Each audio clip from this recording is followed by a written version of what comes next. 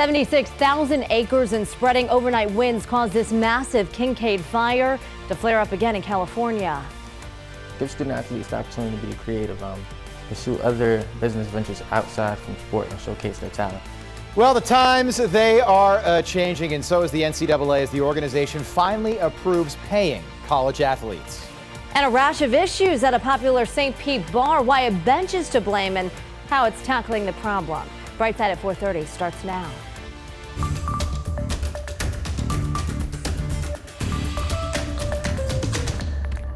Hey, it's a working newsroom. Sometimes we walk into each other's shots. If you were just watching Bright Side with Caitlin, I went like, do it. I went like this.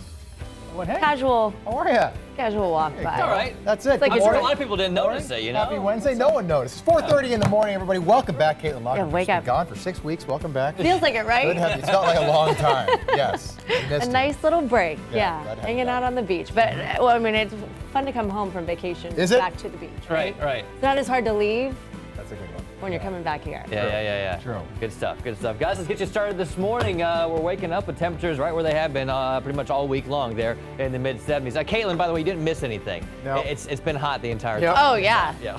It was hot yesterday when I thought actually maybe warmer here than Miami. Probably so. You know, we had high temperatures in the low 90s yesterday in many spots.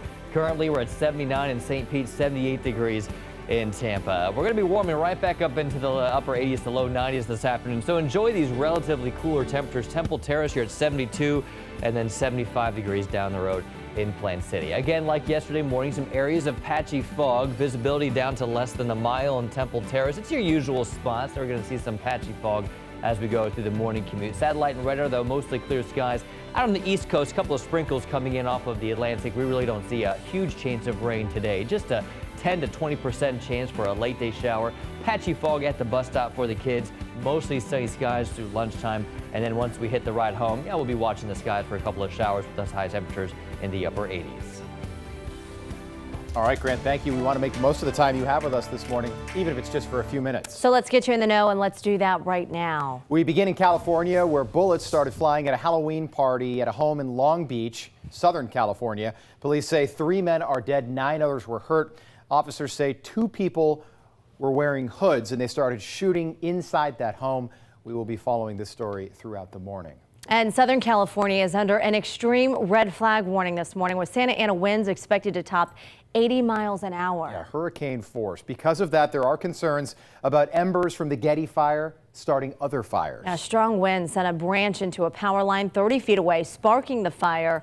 It destroyed 12 homes and damaged 5 others. By Tuesday, the flames were reduced to smoldering hot spots, but the strongest wind event of the season is now hitting the area. Because of that, thousands of residents are still not allowed to return home.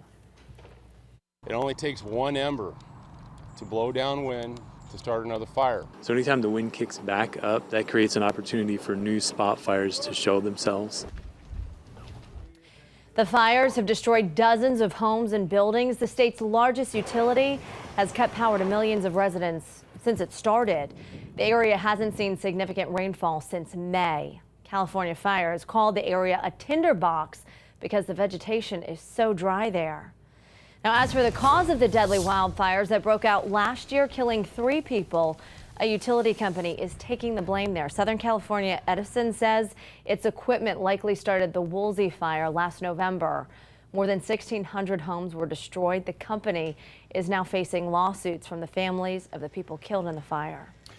All right, to our other big story this morning. College sports is a multi-billion-dollar industry in the United States, but until now, athletes have been unpaid for their services, but not anymore. The NCAA unanimously agreeing to allow college athletes to be paid for their names, images, and likeness. In a statement, the NCAA Board of Governors wrote, quote, "We must embrace change to provide the best possible experience for college athletes."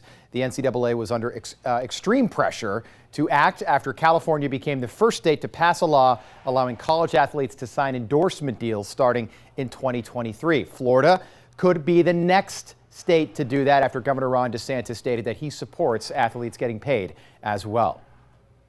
There's so much money flying around and everybody is able to grab it except for the student athletes who are actually the talent on the field or the court or the pitch or whatever, creating the revenue stream. Last year, college sports in the United States reported $14 billion in revenue, while college athletes individually average about $18,000 in annual scholarship money. Once student athletes are allowed to make endorsement money, the average college football player in the U.S. could be making $160K a year. How about that? All right, meantime, in schools, the nation's report card not looking so good on the whole. American 8th graders are falling behind in math and reading. Nationally, about a third of 8th graders are proficient in reading in math. That's how they classify it. Those numbers mimic the outcome for 4th graders, except 40% of 4th graders are doing well in math. Brightside's Tweelon Wynn will break down those numbers in our area coming up at 5:30 here on Brightside. Meanwhile, this morning, the White House is slamming a House resolution to formalize the impeachment inquiry, calling the probe an illegitimate sham. A full House vote is planned for tomorrow. This follows damaging firsthand testimony from Alexander Vindman, who listened to the president's call with Ukraine last July. And President Trump will be in Florida for an annual fundraiser for the state's Republican Party. Governor DeSantis announced that the president will headline the dinner on December 7th in Orlando. Florida is a critical win for Trump's campaign. Since 2000, Florida has voted Republican 3 times and Democratic twice in the elections. And the funeral for former Congressman John Conyers is set for Monday. Conyers died on Sunday at the age of 90. He served more than 50 years in Congress and was a founder of the Congressional Black Caucus. His funeral will be in Detroit with a public viewing over the weekend. And new overnight, Pops has passed away. John Witherspoon is well known for his several roles, including Pops in the Wayans Brothers and Ice Cube's father in the Friday films. He died at his home in Los Angeles. No cause of death has been released yet. The family released a statement saying they're in shock over his death and they need time to process. The 77-year-old leaves behind his wife and 2 sons. All right, in Tallahassee, Florida Secretary of State wants all voters to know that the state is prepared for attacks from hackers. Laurel Lee was questioned about the integrity of Florida's voting system earlier this week. This coming after the Mueller report referenced one county in the state being hacked. Governor DeSantis later said it was actually 2 counties that were hacked, but the governor did not say which ones. And just in case you're counting, we looked at it. The election is 369 days away, a little over a year. And could Florida be the next state to increase the minimum wage to $15 an hour? The answer is maybe. There is a petition drive asking registered voters to get the measure on the 2020 ballot 369 days from now. So far, the petition has over 766,000 signatures. The proposal would gradually increase wages over the next 6 years. The state Supreme Court will still have to approve the ballot and the language on that ballot. Governor DeSantis wants the state to verify the immigration status of its employees. The E-Verify system would require employers to verify the immigration status of job applicants. If this sounds familiar, it's because something like this was actually proposed earlier this year, but failed in Tallahassee. The governor says he's going to push forward again in this year's next legislative session. All right, customers who say they're suffering from painful rashes continue coming forward after they say they spent some time at St. Pete's popular Pelican Pub right downtown. Yeah, 10 News was there when a customer showed up Tuesday evening trying to talk to management there at the bar. Liana says that she visited last Friday, sat on the bench at the front of the restaurant, that establishment, and within minutes was suffering from a painful reaction. Yeah. I sat by the bench that's closest to the exit. Within like 10 minutes or so, I started feeling really irritated in the back of my legs and my groin area. And then I want to say like maybe 20 minutes later, it just got really bad and like felt like a burning sensation. Wow. So my friend took me to the bathroom and she was like, whoa. Liana says she didn't realize other people were also experiencing the same reaction until someone sent her a link to a report online. Yeah, check out those photos there. Other customers have posted on social media their own pictures of the painful rash after visiting the same bar and sitting on the bench up front. Well, the restaurant voluntarily closed Tuesday after a health inspector discovered the presence of at least 2 bed bugs at the bar. That's nice. But so far, no one knows if that might be related. So as a precaution, the restaurant is removing that bench and having the building treated by a pest control company. That is, and it wasn't just a couple people, many people. Many people, painful to see their rashes. Well, ghosts, goblins, and ghouls, the annual Halloween festival in Pinellas Park is ready for you.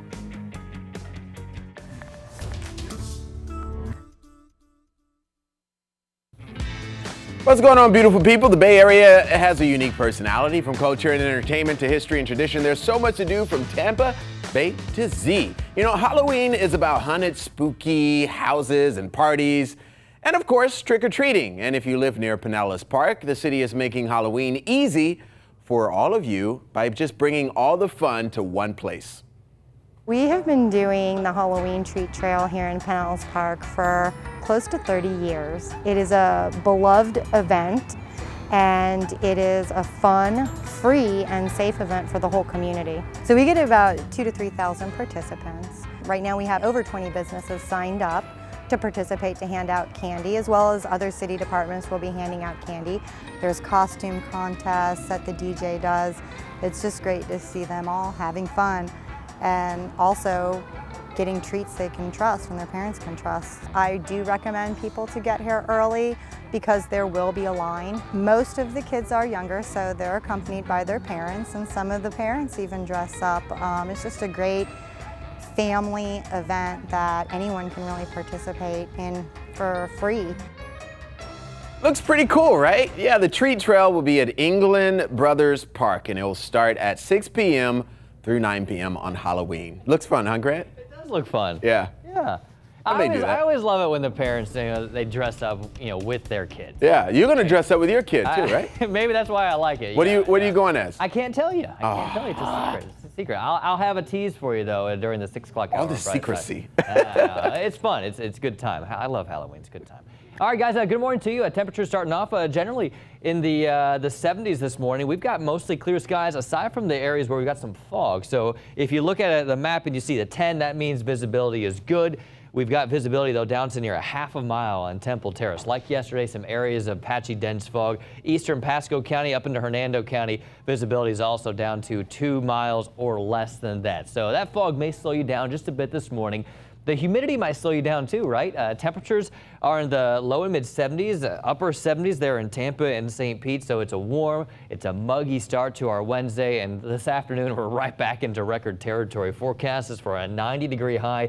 The record high is 91, set 10 years ago in 2009. Yesterday, we were 1 degree off of tying the record high.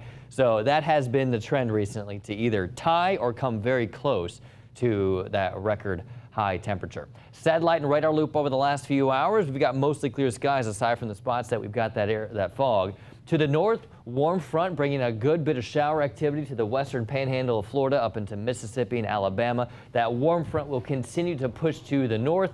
Meanwhile, our winds stay out of the east-southeast today, and that will bring us more warmth. A small chance for a late day shower. The better chance of rain will be over central Florida out into eastern Polk and Highlands County. For us in the immediate Bay Area, just a 10 to 20% chance for a couple of isolated showers. Otherwise, partly cloudy conditions with those high temperatures in the upper 80s to near 90. Variably cloudy conditions tonight. We could see some spots of fog again into early tomorrow morning, maybe a spooky start to our Halloween. And then we'll see partly cloudy conditions through our Halloween with just a 10% chance for an isolated late afternoon or evening shower.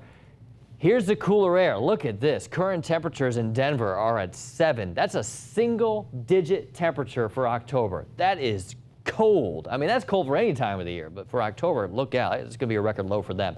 78, though, for us. That cooler air will begin to arrive as early as Friday. Cold front number 1 settles over Tampa Bay as we go through Friday afternoon. High temperatures still in the lower 80s. That front hangs out into Saturday, but as we get into Sunday, a second reinforcing push of cooler air arrives for Sunday morning.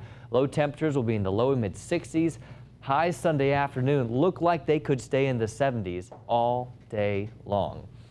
Not today. 90 this afternoon, just a 20% chance for a late day shower. Feels like temperatures could be near 100 degrees in many places once again later today. 7-day forecast shows you a pretty good forecast for tomorrow for Halloween, just a little on the warmer side, and then we'll start to get that cooler air in here on Friday, Saturday, Sunday. We're back into the mid 80s with a small chance of rain for the beginning of next week.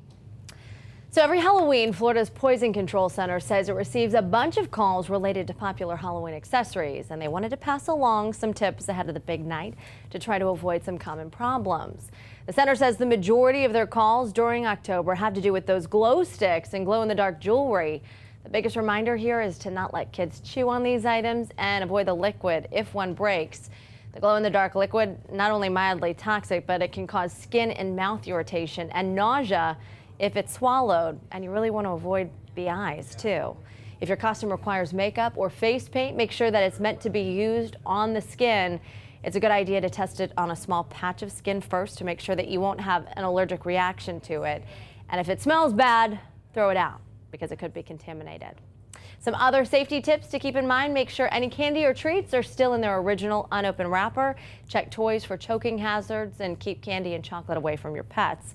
And remember, if you do have an incident and need to call Poison Control, they're available 24 hours a day. All right, good stuff, Caitlin. We remind you of this a couple times a year as well. Adults, we want everyone to be safe out there on Halloween night. It's on a Thursday this year, so people are going to be out enjoying. AAA and Budweiser are going to be doing their tow-to-go service Thursday night, Halloween night into Friday morning. All you got to do is call the number, and a AAA tow truck will take you and your car to a safe location within a 10-mile radius of where you are. This is free and available to AAA members and non-members as well. That's important to remember. So save this number in your phone right now, 855-2TOW-2GO or 855-286-9246. All right, Black Panther, Spider-Man, Princess Elsa, Princess Jasmine, Belle. Characters kids are going to be wearing for Halloween tomorrow night. But what did previous generations wear on the spooky holiday? All right, whether you're trick-or-treating or going to a Halloween party or just staying at home, handing out the candy, you're probably going to see a wide variety of costumes out there. But that's not always been the case. At one point, costumes were fairly basic. Yeah, so this morning, let's go beyond the headline and look at Halloween costumes over the decade. You know, you can tell a lot about specific eras of American history based on Halloween costumes. Not only what people were afraid of, but what was popular in entertainment, even who was running for president. Costumes have evolved quite a bit, so let's take a look back, shall we? Starting in the early 1900s, back then costumes were more about spooky themes, and they were almost exclusively homemade. Popular costumes of the time included ghosts, witches, and black cats. Fast forward to the 1950s, and mass-produced costumes became more affordable. More and more kids started dressing up like princesses, mummies, and clowns, even specific characters like Batman and Frankenstein. And the 70s saw way more adults dressing in costumes, and the rise of the presidential mask, specifically President Nixon. Horror movie-themed costumes were all the rage in the 80s. Think Michael Myers and Jason Voorhees, along with sci-fi characters like Darth Vader and Princess Leia. Beginning in the 90s, we started seeing quote-unquote sexy versions of just about any Halloween costume that you can think of. Nowadays, you can see costumes from pretty much any era when you're out and about for Halloween. Yeah, so if you guys are wondering what specific costumes are popular this year, experts say that Pennywise, the clown from the movie It, is a top choice, along with TV show characters like kids from Stranger Things, which I saw a lot of Stranger Things costumes out there, especially in the mall. There's always a theme. Yeah, it's always a theme. I remember one year it was the Chilean miners, remember that? Oh, yeah. All right, beautiful people, if it's streaming, screening, or just heating up Hollywood, Bright Side is all over it. Here is the buzz. So if you're looking for some inspiration this morning, look in your phone, head over to Instagram, and look at Kevin Hart's page and watch his video about his recovery after his car accident. In the video, you'll see footage of him in the hospital recovering, and he talks about how his world was forever changed, and but now, and he sees things differently, and his appreciation for life is through the roof, which you can imagine, because he did almost die in his car accident. So he is getting better. So New hopefully lease we'll on life, right? Yeah. I didn't realize his recovery was that extensive. Right. Yeah, no, he was hurt pretty bad. Yeah.